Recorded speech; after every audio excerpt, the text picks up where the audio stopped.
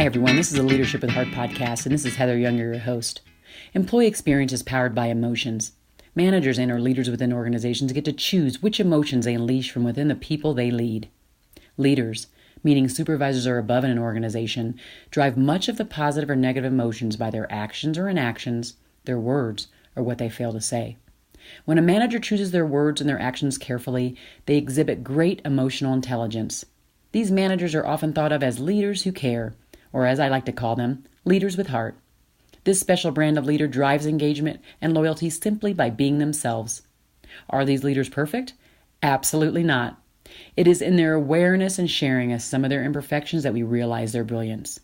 In this podcast, I ask you to see yourself in the stories my guests tell about times when they were not the best versions of themselves, but how they used their hearts to guide them to a place of deeper connection with their teams and heightened leadership prowess.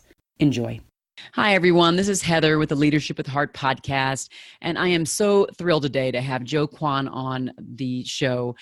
He is really amazing. I met him actually through social media, had been kind of following him and relating to him through his post, and just recently he joined a group where I'm a member as well and was able to just see even better sides of him. And I know he's a leader, and I've also seen him on other podcasts or listened to him on other podcasts, and he just seemed to be someone who was really emotionally intelligent, brought a lot of heart to any discussion that he was joining. And so that's why I have him on the show. So welcome, Joe. Great, Heather. So glad to be here. So where are you right now in your leadership journey? Yeah, right now I work at KPMG. I've been there going on 12 years. Currently, I help manage a small team of privacy professionals and also coordinate a worldwide network of privacy leaders. Where I am in my journey right now is really looking at the best ways to develop and lead others. That's always kind of been a passion of mine. I always feel that people have really helped me along in my career by developing and mentoring me, and that's made such a tremendous difference. So I'm kind of at a stage where I'm really focusing in on that aspect of work and seeing how I can do more of that for my company. Oh, that's awesome. Well, I think it's great that, we all go through leadership. There's different parts of it are like a season, right? And this season for you is in how do I develop others? How do I grow others? And sometimes it's how do I grow myself, or how do I grow the team in the framework, or whatever it is, right? So I think it's great that you're in this season now, right? So how do you think your team would define your leadership style? And I say your team versus you defining it because, it's like, what would they say about it, and frame that out for us? Yeah, so the feedback I've gotten a lot from people that I've worked with and managed is, that my style is to be pretty even-keeled and calm. And, in the face of sort of conflicts or sort of tense situations, they've sort of noticed my ability to stay steady with it. In terms of what I think of my leadership style, I suppose that's part of that. But going back to the building and developing others, I would say that's really where I see my focus. That idea of taking someone, let's say, for example, someone who's not good at public speaking on your team and working with them over a series of weeks to get to a point where they have more confidence, they can present better. And at the end of the day, for other people to give them feedback and say, wow, you have much better executive presence now. You're a much better, presenter, to play a role in that. Just nothing really makes me happier. Yeah. It's always nice to notice the small little changes in people. Not everybody notices that. This is where that emotional intelligence comes from that I picked up on about you. And particularly being in the privacy space. It's not, it's not like you're in HR or you're in, marketing, or you're something where most people may think of those leaders as those who have more quote unquote soft skills or abilities, but in the privacy space, more technology oriented, it's cool to hear that's kind of, one of the things you're doing, and that you're also noticing the small changes in the people that you lead. I also have two strikes against me. One, I work in the technology area or field, and two, I'm a lawyer by training. So those two areas typically don't get high marks on the emotional intelligence quotient. Absolutely. And I have a Juris Doctor degree too. So people automatically, I try to run away from it and try to hide from it, but it's awful hard sometimes. They just train it in us, don't they? It's hard to get away from it. Absolutely. Oh boy. So, okay, here's the thing I like to ask people because Mhm. some people have a desire to lead for the right reasons, some for the wrong, some for just you don't really know where it comes from. I'm curious to know where your passion or desire to lead comes from. Does some people say from their family members, some instance that happened when they're a child? I'd love to hear yours. Yeah, for me, I don't know who instilled it in me to tell you the truth, but I know that the driver for me in terms of that has always been growth. You know, Carol Dweck, I'm sure many people are familiar with her, did some great work on growth mindset. And I remember when I was learning about that, I was like, that's something I felt my whole life, just that real kind of satisfaction of learning something and being better than you were before, and being able to accomplish more than you were, you know, in the past, and just to constantly be growing and improving. Hmm. That's something that's always been a passion of mine. And one thing after, working on that over the years, I've started to notice is that there are certain universal principles that have been around ever since people were talking or writing about them. But what you'll see is, depending on what industry you're in or what philosophy you're following or what country you're in, you'll see it expressed slightly differently. So you'll see different manifestations of that, but the underlying principles are always the same. They're not new. People aren't inventing anything new, but they're finding new ways to connect that universal principle to a current audience. And that gets me really excited to discover those things about myself and share them with others. Interesting. So tell me, I'm curious to know because now you've said that. Now I'm kind of interested. What Mhm. does this concept of universal principles? Can you give me some examples of what those are? Sure, absolutely.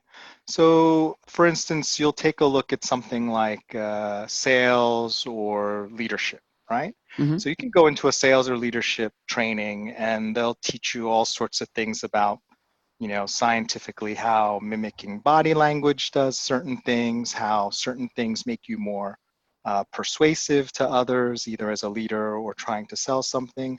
But in my mind, the universal principle behind all of that is just the principle of connection, right? If you want to take either a person to change their mind so they make a decision that earns your company revenue, or you want someone on your team or within your company to move from point A to point B to help with your project, that doesn't happen unless you connect with that person. Once you're connected, then you can move them to a certain place once you're connected. But without that connection, no amount of mimicking body language or getting them to say yes 3 times before the fourth yes is really going to resonate with people or accomplish anything if you don't understand the universal principle that in order to move someone, they have to trust you, they have to connect with you first before you even have a chance to influence them or persuade them in a way that hopefully is ethical and beneficial for both parties. Mm, I love it. I do believe in true connection. It's funny. I used to train on customer experience, customer service a lot, and one of the things was about connection and how do you connect with the person that's in front of you, and whether you've met them never or many times you've seen them, and the same applies really, like you said, just basic human interaction. That idea of connection, and people really want to be connected too. They want to be Yeah, connected outside themselves. and I think the funny thing is we all kind of know this implicitly, right? Like when you talk to someone, whether you trust them or not, or Hmm. whether you think they're looking out for you or looking out for themselves. But that person and maybe ourselves, we don't really understand why that is, right? We don't really understand what's going on with the disconnection. So what I find useful is when you understand the universal mechanisms behind it, you can start to break it down and kind of see why that is. Well, I don't trust them because I'm not connected to them yet. They haven't engaged with me in a way to earn my trust. And that's why I feel this way, as opposed to my gut is just telling me, you know, not to listen to this person. Interesting. I like this idea of universal mechanisms. I'm wondering if that's where did you originally hear just that idea, Um, it or come just, up with it yourself? yeah, well, well, that in and itself is probably a universal principle, so I can't take credit for it. But I can tell you sort of how I discovered it for myself, as part of my own journey. I love So that. yeah, but part of it is I've been studying Aikido on and off for over a decade. And that kind of started me on the path where I started to see that certain physical, I don't want to say abilities, but certain like physical techniques, like things you do in like the martial kind of body space, Hmm. have direct correlates or metaphorical towards relationship and verbal and emotional conflicts, right? So that was kind of the first piece. And it was very interesting, for if your body is centered, you're more able to withstand certain things, you're more resilient. And in the same way, if emotionally you're centered, that's the same thing, right? When you have conflict. So I started to kind of see that connection and think, wow, that's really wonderful that you can understand that in multiple ways. And then the second piece is I'm a self-professed self-help book junkie. Hmm. And so any kind of business book, self-help book, I devour them, good, bad, or otherwise, because there are some bad ones out there too. And one thing I started to notice is a lot of what they're saying is the same thing, like I was saying before, just cloaked slightly differently. And then I sort of started to see a pattern, right? So I'd read like a series of books on sales or a series of books on negotiation, and I'd be like, they're saying the same 4 or 5 things. They're calling it different things. They're giving it different scenarios. They're coming at it from different angles, but they're really kind of saying the same thing. And that to me meant what they're saying is pretty powerful and important, because if authors that are unrelated from different time periods, from different industries, are all keying in on the same thing, I'm like, well, that's probably the essence. That's where the juice is of of the knowledge. And then that's when I started to think, well, where else is that happening? And that kind of led me to sort of explore that more in my thinking. And then also in the podcast that I have, that's sort of the approach I take too, where I invite guests to reveal what they see as their insights. Interesting. The thing as you were saying that, I was thinking about the title of my book. That's The Seven Intuitive Laws of Employee Loyalty, and it's more of a guidebook for leaders and what to do to retain and keep their folks happy. But the Mm-hmm. interesting thing is that intuitive part. Sometimes I'll give a talk, Mm-hmm. and people will say, "Well, that was kind of intuitive," or "Those things weren't rocket science," and I'm like, "Yeah, I know. That's why it's in the title, and that's why it's the way it is." Because I'm not saying this is not rocket science. I'm not saying anything new. It may be a little different angle. I may say it with more passion, but in the end, it is what it is. And this idea of connection, connection with our team, and just really connection with anybody or anyone around us is Yeah. so critical. To achieve even business success. I just recently I I was asked to do a talk with a group of people in Seattle, and I'm in Colorado. Okay. It's called the Human First Club. And it Mm-hmm. really is about just creating a more human workplace where there's like some of these connections and this caring and this empathy can take place. And I love doing that stuff. But we won't say anything new and different. We may say it a different angle, but in the end, contextually, those universal principles are going to be present there, right? And Yeah. I mean, sometimes you just need to hear it a different way, just a I different little way. I totally agree with what you're saying, and I think the value that someone like you provides, Heather, in that context is, you know, pretty much everything that you say could probably be Googled and found separately, independently, right? So, Yep. what is the value of someone inviting you to talk, or what is the value of someone, reading your book, or even, any sort of other communication you may give? And I would say the value is your ability to connect with those people and get them to think about it, to learn it, and have it be useful to them in a way that wouldn't occur if they just read it off a screen. That's the value that you are providing, that authors have always provided, that great speakers provide. It's not to get religious, but take a look at the Bible, right? You can Mm-hmm. read the Bible, all the information is in there, but what does the pastor provide? The pastor provides the context, the meaning to it, to get people to understand it in a way that's meaningful to their current situation, to kind of meet them where they are. I mean, that's invaluable. And it's interesting because as you say this, again, I'm kind of putting myself in the workplace as a leader and just Hmm. doing the same thing. How do we meet people where they are? How do we bring things that might appear complex, or let's say organizational vision, mission to life for the people who are in the trenches, who are super removed, maybe from the executive team, who don't have a lot of connection, might see them once or twice a year. Hmm. How do we as leaders, do that? How do we create connections? How do we make the information more accessible and connect their work to all these big concepts, right? It's that same idea. Yeah, and I think the people that are recognized as great leaders, whether it's whether they do this intuitively or whether they strategically do this and are doing it consciously, they have an ability to connect with large groups of people, with diverse groups of people, call it inspiration, purpose, vision, whatever it is, get those people moving in the right direction. Essentially, that's what leadership is, right? Getting people to move from one spot to another spot. You're leading them there. And great leaders have the ability to do that. Now, you can do it in a negative way, right? You can do it out of fear. You can do it out of threat. You can do it out of the stick instead of the carrot. But I think, as you and I and most people would probably agree, that has certain sort of downsides and is more of a short-term fix Yes. versus, the longer term sort of ethical, let's all raise all boats kind of approach to leadership. Interesting. So everybody obviously when they're listening to you, they can hear that you have it together. But here's the thing about leadership. It's a journey and we don't always have it together. We're all a work in progress, right?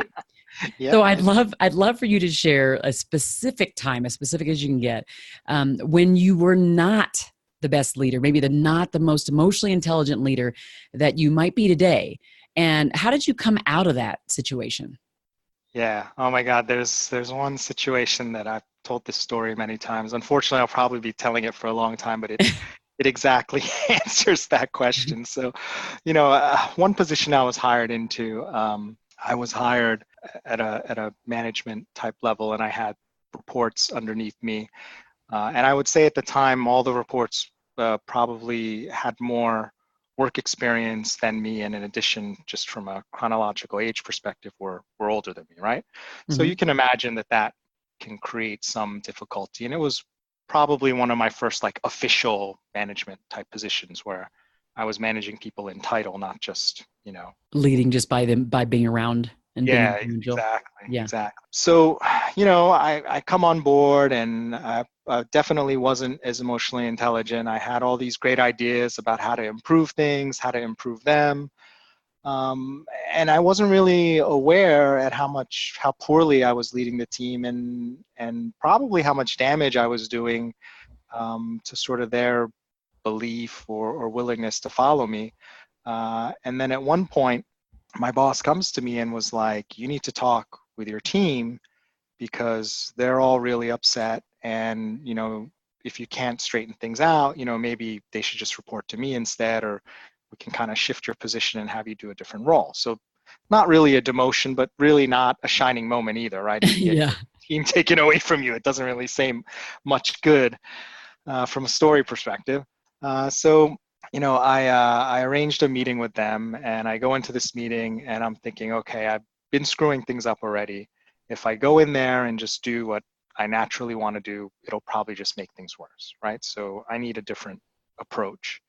And as I mentioned before, I'd been studying Aikido, and I had just stumbled across, just randomly, a book on how to deal with conflicts just in general and different approaches that you could use to deal with it that is super like counterintuitive to what I would normally do. And I'm thinking, maybe I should try this. And here's the thing, like when someone tells you like a wacky theory and you're like, there's no way this is going to work. And you don't even want to try it because you're so embarrassed to even like try it, right? Yes. That's kind of where I was. But I was like, look, it can't get any worse. All right. I've already screwed this up royally. So I go in there and, not to go into the whole theory, but there's like a couple things that you're supposed to do. Like, when someone has an issue or something, instead of trying to rebut it or argue it, just kind of try to see it from their side and just agree with it, not in the sense that they're right, but agree in the sense that you understand why they might have that perspective and that it's normal for them to have that perspective, right? So I'll Hmm. give you an example. We get in there and, I ask, well, what are some things I could do better? And then someone says, well, when you write to us, Joe, you address us as team. We are all individuals. We have names. I mean, how would you respond to sort of a request like that, right? I mean, you're laughing. I know how you would respond. And then, so, my normal response would be like, that is so ridiculous, right? So, but you can see that that's not really going to help my situation. So No. what did I do instead? I said, all right, I didn't realize that. I was like, if I offended you, I'm sorry. I said, going forward, when I write team emails, I will address, each of you by name, right? So it's a concession, but really have I given anything up? No, not really. No. Mm-hmm. But what it really does is it doesn't create a battle around that point, right? Mm-hmm. Because I've kind of said, oh, okay, I can see why you're going to do that. Here's how we can resolve it.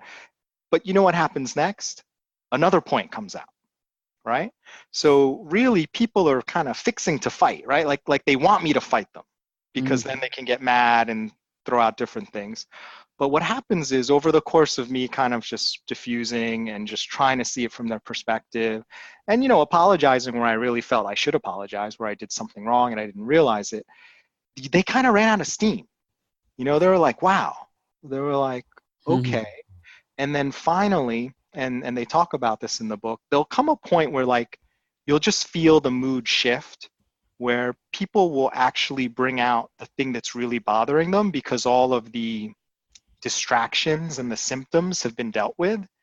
And this one person, one of the team members said, we think you really don't respect and, appreciate all the years of service and knowledge that we bring. And when they said that, I was like, wow. I was like, that's the issue. That's the problem they have with me. The way I'm walking around, new manager, try this, try that.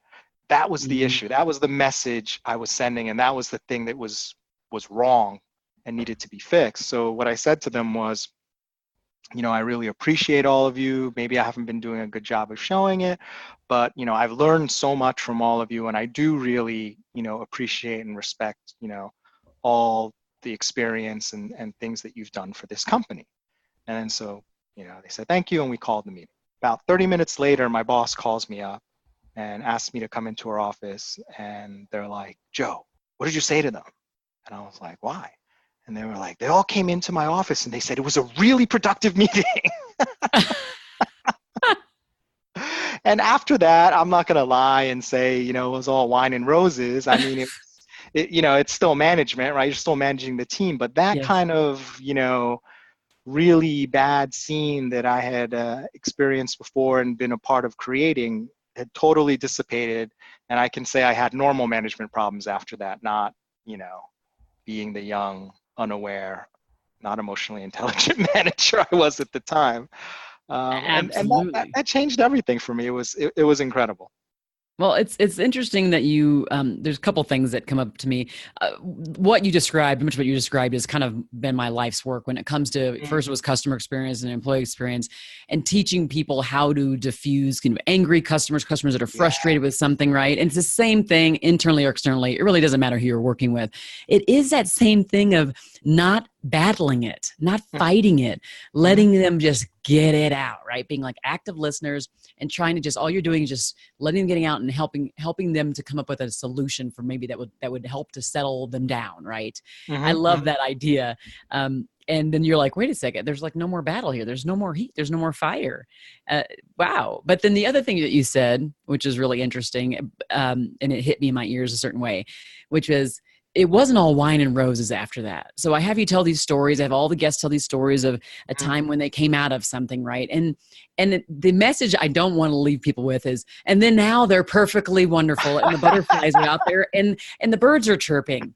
No, this is a leadership journey. This journey is one that takes work. We are a work in progress all the time. While we get better in one area, we fall behind in others. And we all have that. So I appreciate your honesty in saying that I'm still not perfect and it had been, kind of fiery or other things have come from that. But that one time was a success for you. It was you being open enough to try a different path with your people, right? Putting your ego way in the back Hmm. and saying, okay, I'm basically just like, I'm starting from scratch here. I'm just a blank template and I'm going to let these people do with me as they will when you walked in, kind of, and you did that by just taking on that new direction and you got the result you were actually looking for. So Well, I think it's pretty cool to see that, in you. I love to see the growth in people. And as you're talking about it, the growth in you, hearing just that little, that change you made that ended up being pretty big, really big. and you called out a pretty interesting word, Heather, ego, right? Mhm. And ego can take on lots of different meanings, from the Freudian to other psychological meanings. But one thing that I've sort of been thinking about lately in terms of ego is in terms of this connection principle again, right? So when you think of your interactions with yourself and other people from an ego perspective, from an I perspective, right? So it's like Mhm. I'm Joe and Heather's Heather. So when she does something, I think about how it affects me, right? Mhm. Because I'm egotistical. I'm just thinking about myself. So that creates one sort of dynamic and perspective and interaction.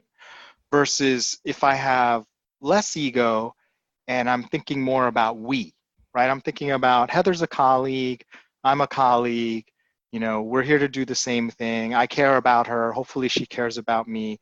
And then you say something that hits me a certain way, right? But Yes. if I think of it now as like, wow, why did Heather say that? She never usually talks to me that way.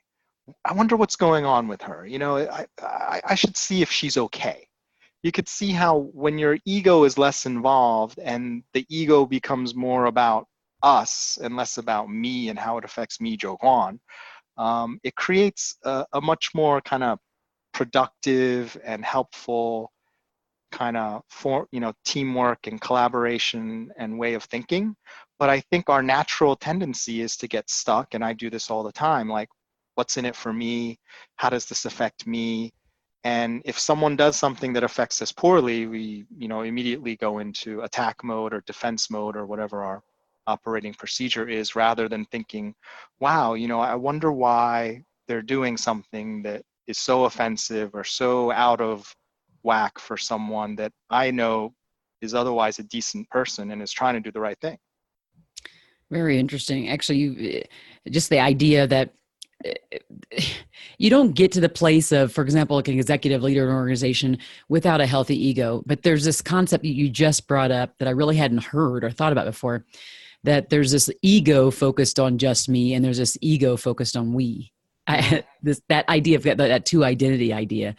And so, because I've always thought, like, you have to have a certain amount of ego. You don't get to the president of the United States, or you don't get to the president of a company, or you don't get to the Yeah, CEO of a, Xerox, or any of that kind of thing, unless you yeah. have to have some kind of ego. And so I think you're right to say we can't kind of put ego completely in the drawer and close it, because we need to have some of it in order to be effective leaders.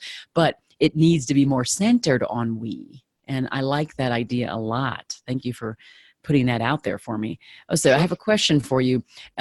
When you think about ways to connect with people, because the connection is how you started off this talk. When we think about ways to connect with your team, Mm-hmm. and let's say everything is crazy and there's people traveling and you get disconnected, how is it that you reconnect with your team members, to just kind of, I guess, connect with them in a deeper way? Yeah.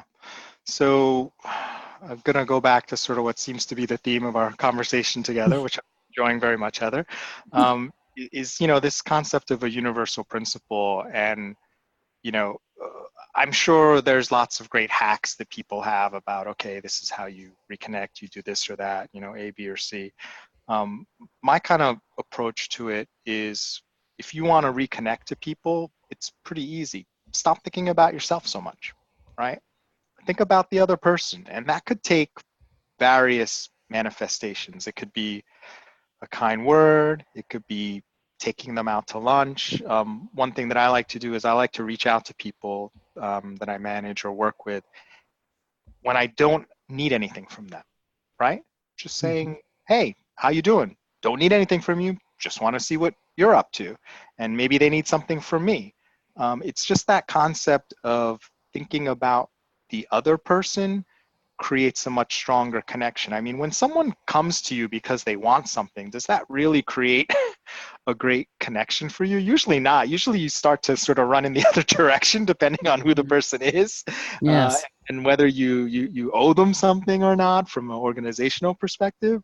But in my mind, if you think about the other person and acknowledge them kind of in a pure, kind of unselfish way, there's various things that you can do, and most of them don't really cost any money and very little time, that can reestablish sort of a connection. And that sort of thing repeated over time is really what builds friendship or trust, or collaboration, depending on the nature of the relationship you have. I love that. So, as a last little thing to leave with the listeners, because I'm sure they're taking this all in, and it's going to be it's a deep one here. We could probably go even deeper and really knock everybody's socks off here. But what would be the one thing for the leader that might be struggling right now in their journey, or looking for some inspiration or some motivation, just kind of a seed of wisdom, a pearl of wisdom that you might want to leave them with as they kind of just walk this journey as a leader? Yeah, absolutely. I love this question, Heather. For me, I would say, and this is something I discovered through Aikido, and also probably a lot of these self-help and business books, is that you can accomplish some pretty amazing things and influence other people in an amazing way by changing yourself, not by changing them. And Sheryl Sandberg has a great story in her Lean In book, which I'm sure plenty of folks have read, including myself, about this doctor at Johns Hopkins. And he had recently heard Sheryl talk and about how a lot of women don't speak up as much as they should or could because they're capable and they know the answers, but they tend to be a little bit quieter in business school or other areas where it's actually negatively impacting them because maybe their grade or their promotions could be dependent on that. And so there's this doctor at Johns Hopkins, and he has classes with students, and he could have done one thing. He could have given the women in the class, and maybe with the men there too, and kind of explained the importance of participation. He could have talked about all the studies about how women in general don't participate as much, and he could have sort of tried to persuade them, very eloquently, to change their behavior and get the ladies, excited and say, hey, now we're going to participate more when we do rounds and the doctor asks us questions. That's not what he did. Guess what he did? What did you do? He just started calling on the women and men equally, right? Instead of saying, who knows, blah, blah, blah, XX, where this bone goes or whatever. He just said, Melissa, what do you think about this? John, what do you think about this? Sarah, what do you think about this? And what came out of that was he started to realize that the women in his class were just as sharp, just as confident, knew just as much as the guys. He changed his behavior by asking questions evenly instead of trying to get them to change by, persuading them or trying to get them to move off of their comfort level. And it's the idea that we're all kind of part of a system. And we often think that we just have to stand still and talk to someone and that they should change, not realizing that sometimes we're, I don't want to say part of the problem because that's so negative, but we're part of the system, right? So if I'm standing here and I don't move, then I shouldn't be surprised that maybe you don't want to move from where you are. But if I move a couple steps and you move, then, oh, wow, look at that. I moved and you reacted to that. So I think that's a very powerful kind of lesson because as leaders, you often have a certain amount of authority to tell people to do things, and maybe people have to do it and, so that they can keep their job and not get paid or get promoted. But sometimes, commanding or telling them what to do is less effective than maybe you changing the way you ask or how you do things a little bit. And it can actually get you the behavior that you're looking to see much more naturally and organically. I love that. Ooh, that's a great way to end it. That just this idea of focus on being the change that you're seeking, and instead of trying to change others to create that environment for you. I love that. Okay, so for those who might want to get a hold of you offline, what one way might they do that? Sure. You can find me on LinkedIn. I'm a pretty open connector, so under Joe Kwon. Or you can go to my website, which is www.joekwonjo, that's JOEKWON like November, JOE.com. So there you can find out more about me, and I have some more contact information there as well. Awesome. Well, this has been wonderful. And of course, we'll have more information in the show notes so you can check that out. Listen, if you like this episode with Joe and I, please do like it and make sure you share it actually on iTunes. And just take it, rate it and review it and put it out there far and wide. Because guess what? The more that you do that, the more leaders just like you can find it more easily and have access to this wonderful information. Thank you for joining. Thank you, Heather. Thank you for listening to the Leadership with Heart podcast. You can grab the show notes by visiting customerfanatics.com.